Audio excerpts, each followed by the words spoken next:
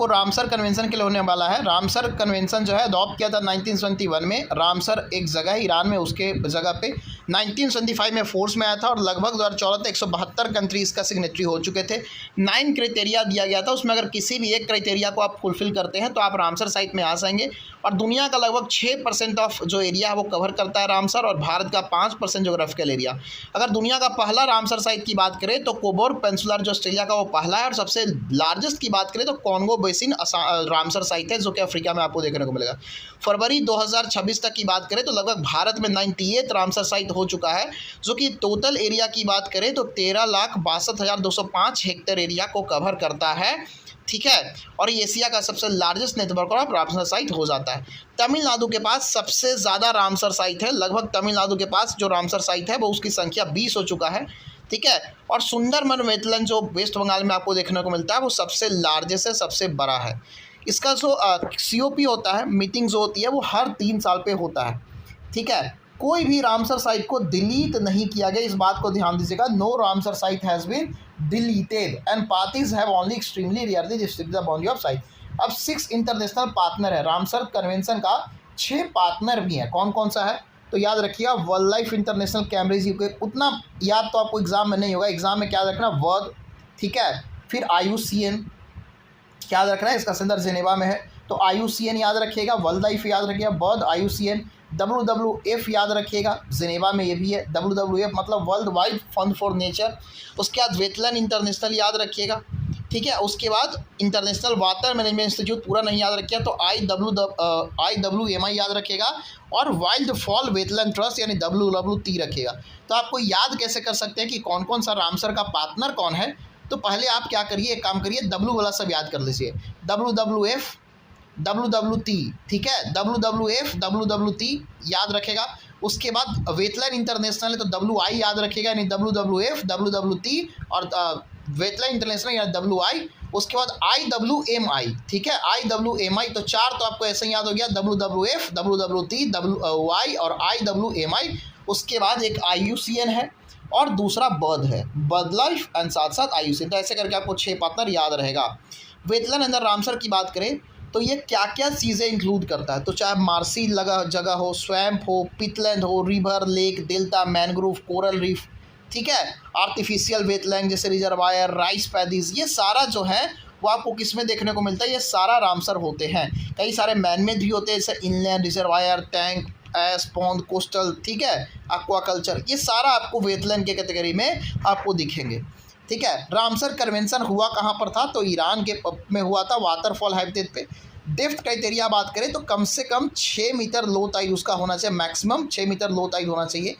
Wetland का मतलब क्या होता है, वाटर कवर, कहीं पर जो बहुत ज़्यादा पानी 7 दिन से ज़्यादा, अगर पानी कहीं पर लगा हुआ हो, लगातार पानी बना हुआ हो 7 दिन से ज़्यादा, ठीक है, उसको कहते हैं वेटलैंड एरिया। ठीक है, उसको क्या कहते हैं, उसको कहते हैं वेटलैंड एरिया।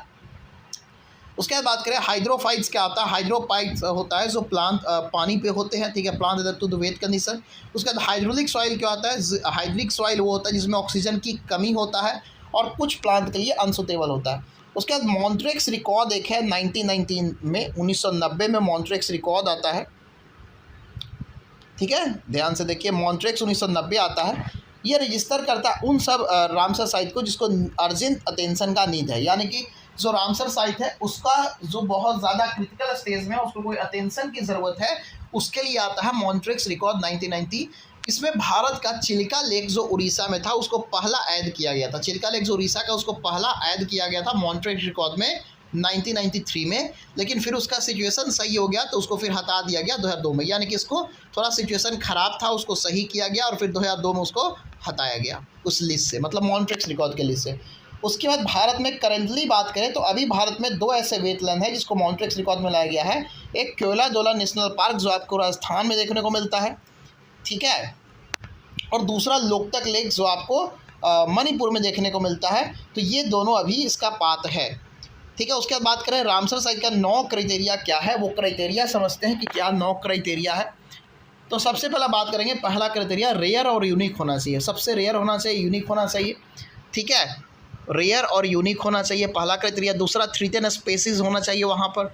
तीसरा उसका बायोडाइवर्सिटी है वो रिच होना चाहिए। चौथा सपोर्ट करना चाहिए की लाइफ स्टेज जैसे ब्रीदिंग माइग्रेशन को। पाँचवा बात करें तो वाटर बर्थ 20,000 से ज़्यादा होना चाहिए, ठीक है। और छठा क्राइटेरिया क्या है कि 1% ऑफ स्पेसीज पॉपुलेशन, ठीक है, अब से हम किसी स्पेसीज है उसका 1% जो जनसंख्या वहाँ पर होना चाहिए। फिश का डाइवर्सिटी होना चाहिए, मछली अलग अलग प्रकार की मछली होनी चाहिए, ठीक है। फिश का ब्रीदिंग होना चाहिए और फिश अलग अलग जगह से माइग्रेट होकर आना चाहिए। और 1% नन बर्ड स्पेसीज यानी कि बिना जो नन बर्ड है वो भी आपको वहाँ पर देखने को मिलेगा। उसके बाद वेटलैंड कंजर्वेशन मैनेजमेंट रूल्स 2017 में लाया जाता है। इसको नोटिफाई किसने किया था? तो इसको नोटिफाई किया था ministry of environmental forest and climate change यानी MOEFCC under environmental protection act 1986। उसका स्टेट वेटलैंड अथॉरिटी के द्वारा इस्टेब्लिश किया जाता है in each state led by environmental minister. उसका डिजिटल इन्वेंट्री की बात किया जाए तो स्टेट जो है वो लिस्ट प्रोवाइड करेगा, नोटिफाई करेगा वेटलैंड विद इन 6 मंथ। उसके बाद उसको अपडेट किया जाएगा हर 10 साल पे। उसके बाद नेशनल वेटलैंड कमेटी जो है इसको ministry of environment forest and climate change के सेक्रेटरी है वो डील करते हैं, वो देखते हैं कि क्या ये रामसर साइट के लायक होने के लिए है या नहीं है। उसका नेशनल लेक कंजर्वेशन प्रोग्राम किसकी बात कर रहे हैं? नेशनल लेक कंजर्वेशन प्रोग्राम के बारे में बात किया जा रहा है। तो लेक्स जो है यहाँ पर डीपर हैं, ठीक है। लेक्स क्या है? लेक्स आर डीपर मतलब बहुत ज़्यादा डीप है। स्मॉलर परमानेंट थर्मली स्ट्रेटिफाइड है। यहाँ ग्रेसी फूड चेन होता है, ठीक है। फाइटोप्लैंक्टन वहाँ पर डोमिनेट किए जाएंगे। ऑलिगोट्रोफी का मतलब क्या था? लोअर प्रोडक्टिविटी जहाँ पे हो, ठीक है। लेक्स क्या होता है? लेक्स का मतलब क्या होता है? जिसका डेप्थ हो वो 3 मीटर से ज़्यादा हो, ठीक है, और 10 हेक्टेयर से ज़्यादा। किसी भी जगह को अगर हमको लेक्स कहना है तो उसके लिए सबसे इंपॉर्टेंट ये है कि उसमें प्रोडक्टिविटी कम हो, बायोडाइवर्सिटी कम हो, ग्रेजिंग फूड चेन हो, ठीक है। उसके साथ साथ 3 मीटर से ज़्यादा उसकी गहराई होना चाहिए और उसका जो चौड़ाई है मतलब उसका जो क्षेत्र है वो 10 हेक्टेयर से ज़्यादा होना चाहिए। मिनिमम एक्वेटिक वेजिटेशन उसके अंदर में होना चाहिए।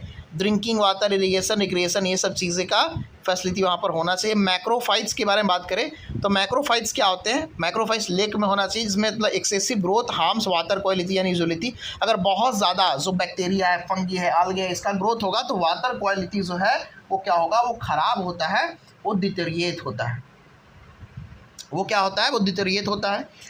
वेटलैंड के बारे में बात करें मतलब लेक और वेटलैंड का फ़र्क के बारे में बात किया जाता है। लेक है उसका जो गहराई है वो 3 मीटर से ज़्यादा होना चाहिए, वहीं वेटलैंड का जो गहराई है वो 3 मीटर से कम होना चाहिए। यहाँ पर न्यूट्रिशन रिच होना चाहिए, यहाँ पर माइक्रोफाइट्स होना चाहिए। लेक में माइक्रोफाइट्स नहीं होना चाहिए, वेटलैंड में होना चाहिए। लेक्स में न्यूट्रिएंट्स नहीं होना चाहिए, वेटलैंड में होना चाहिए। जो लेक्स है वो 3 मीटर से ज़्यादा गहराई हो लेकिन वेटलैंड में कम हो। हाई बायोडाइवर्सिटी हो, वहाँ पर क्या था? लेक में बायोडाइवर्सिटी उतना ना हो लेकिन वेटलैंड में हाई बायोडाइवर्सिटी होना चाहिए, ठीक है। तो इसलिए कहा जाता है वेटलैंड जो है more crucial than lake for ecosystem conservation. Ecosystem conservation के लिए वेटलैंड ज़्यादा आवश्यक आपको देखने को। अब आपको याद रखना है कि कौन सा वेटलैंड कहाँ पे है। अब सबसे पहले हम लेटेस्ट एडिशन की बारे में बात करें जो 2025 और 26 में ऐड हुआ है। तो पटना बर्ड सेंचुरी, ध्यान दीजिएगा पटना है तो इसका मतलब बिहार मत समझिएगा, ये आपको उत्तर प्रदेश में मिलता है। उत्तर प्रदेश का सबसे स्मॉलेस्ट बर्ड सेंचुरी है, ठीक है।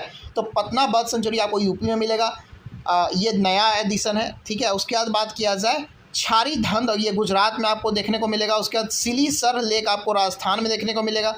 कोपरा जो है आपको छत्तीसगढ़ में देखने को मिलेगा।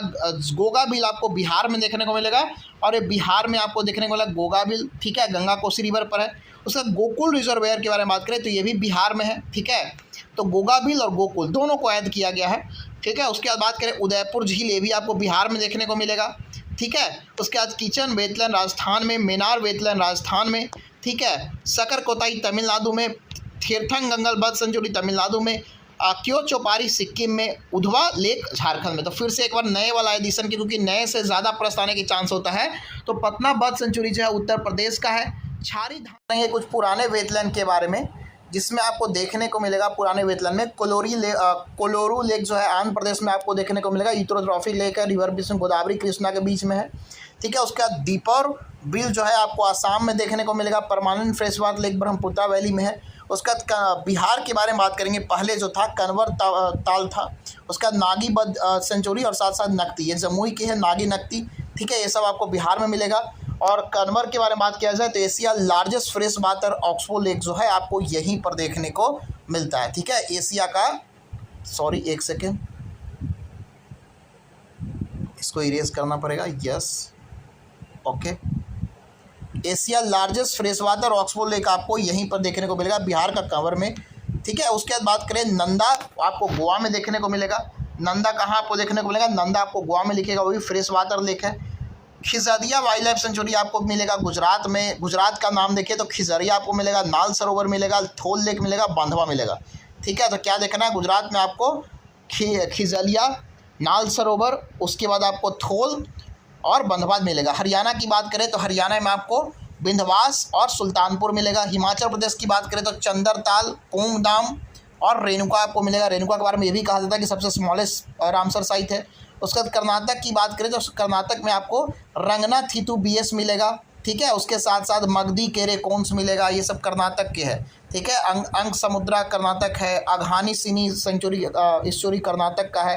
तो केरला की बात करें तो अष्टामुदी आपको केरला मिलेगा, सस्थम कोता लेक आपको केरला में मिलेगा और साथ साथ वेम्बनाड पोल वेटलैंड भी आपको केरला में देखने को मिलेगा। तो 3 केरला के अस्त और वेम्बनाड। वहीं पर मध्य प्रदेश की बात करें तो वहाँ पर आपको भोज मिलेगा, साक्य मिलेगा, सिरपुर मिलेगा। ठीक है, भोज, साक्य, सिरपुर, यशवंत सागर मिलेगा, तावा रिजर्वायर मिलेगा जो कि नर्मदा रिवर पर है। ठीक है, ये सब आपको मध्य प्रदेश में मिलेगा। महाराष्ट्र के बारे में बात किया जाए, किसके बारे में बात किया जाए? महाराष्ट्र के बारे में बात किया जाए तो आपको महाराष्ट्र में देखने को मिलेगा लोनार लेक महाराष्ट्र में, नंदूर महाराष्ट्र में, ठाणे महाराष्ट्र में। मणिपुर की बारे में बात करें तो मणिपुर में आपको लोकतक दिखेगा, पाला वेटलैंड मिजोरम में दिखेगा। ठीक है, उड़ीसा में आपको अंसुपा दिखेगा, उसके बाद भीतरनिका जो है आपको उड़ीसा में दिखेगा, चिलिका उड़ीसा में दिखेगा, हीराकुंड उड़ीसा में दिखेगा, सतकोसिया आपको उड़ीसा में दिखेगा। उसके बाद आपको तंपारा उड़ीसा में दिखेगा। पंजाब की बात करें तो ब्यास आपको देखने को मिलेगा। उसके बाद हरिके आपको देखिएगा, हरिके याद रखिएगा, हरिके। होकेरा एक आपको जम्मू कश्मीर में मिलता है और हरिके आपको पंजाब में, तो हरिके पंजाब मिलेगा, कंजली पंजाब में मिलेगा, केशोपुर पंजाब मिलेगा, नंगल पंजाब मिलेगा, रोपर पंजाब मिलेगा। राजस्थान की बात करें तो केलो देलो नेशनल पार्क राजस्थान में आपको मिलेगा, सांभर लेक राजस्थान में मिलेगा। उसका तमिलनाडु में बहुत ज़्यादा है तो तमिलनाडु में चित्रागुंदी मिलेगा, गल्फ ऑफ मन्नार मिलेगा, कांजीराकुलम मिलेगा, करिकली मिलेगा, कोंथाकुलम मिलेगा, पलिकरनाई मिलेगा, पिंचवारम मंगरूम मिलेगा, पॉइंट कलिमे मिलेगा, सुचिंद्रम थेरूर मिलेगा, उदय थम्प्रूम मिलेगा, वादाबूर मिलेगा, वेदांथंगल मिलेगा, वेलोद मिलेगा, वेम्बनूर मिलेगा, करवती मिलेगी, लॉन्गबुद मिलेगा, नंजरायन मिलेगा, कजुविली मिलेगा। ये सब तमिलनाडु का है। वहीं त्रिपुरा की बात करें तो त्रिपुरा में आपको रुद्र सागर देखने को मिलेगा। जम्मू कश्मीर, यही बोले थे मैंने आपको, ठीक है, कि होकेरा यहाँ पर मिलेगा जम्मू कश्मीर में। क्या है? होकेरा आपको जम्मू कश्मीर में मिलेगा। और पंजाब वाला एक बार ध्यान दीजिए, यहाँ पर कन्फ्यूज़न होता है इसलिए मैं फिर से आपको दिखा रहा हूँ। पंजाब में आपको हरिके है, ध्यान दीजिएगा इस बात को कि आपको पंजाब में आपको हरिके देखने को मिल रहा है और जम्मू कश्मीर में होकेरा देखने को मिल रहा है। हल्का सा डिफरेंस है, कन्फ्यूज़न होता है। मैंने एक बार एग्जाम में गलती किया है इसलिए मैं आपको बता रहा हूँ। ठीक है, जम्मू कश्मीर में होकेरा है, ठीक है, जम्मू कश्मीर में होकेरा है और पंजाब में हरिके है। ठीक है, इस बात को याद रखिएगा। उसके बाद हाइजाम वेटलैंड है जम्मू कश्मीर में, सेलबैग है जम्मू कश्मीर में, सूरी संग मंसार जम्मू कश्मीर में, बुलार जम्मू कश्मीर में। उसका तसो जो दोनों है, तसो मेहरी और तसोकर दोनों लद्दाख में है। यूपी की बात करें तो बाखीरा यूपी में है, हैदरपुर यूपी में है, नवाबगंज यूपी में है, पर्वती यूपी में है, समान यूपी में है, समसपुर यूपी में है, सांदी यूपी में है, सरसाई नावर यूपी में है, कुर सरोवर यूपी में है, अपर गंगा रिवर यूपी में है। उत्तराखंड की बात करें तो आसान बैरेज है। वेस्ट बंगाल की बात करें तो ईस्ट कोलकाता सुंदरबन वेटलैंड है। तो इस तरह से आपको बाकी सारे वेटलैंड जो हैं आपको मैंने कवर करके दे दिया है। ठीक है, ये सारा आपका वेटलैंड था जो आपका समाप्त होता है।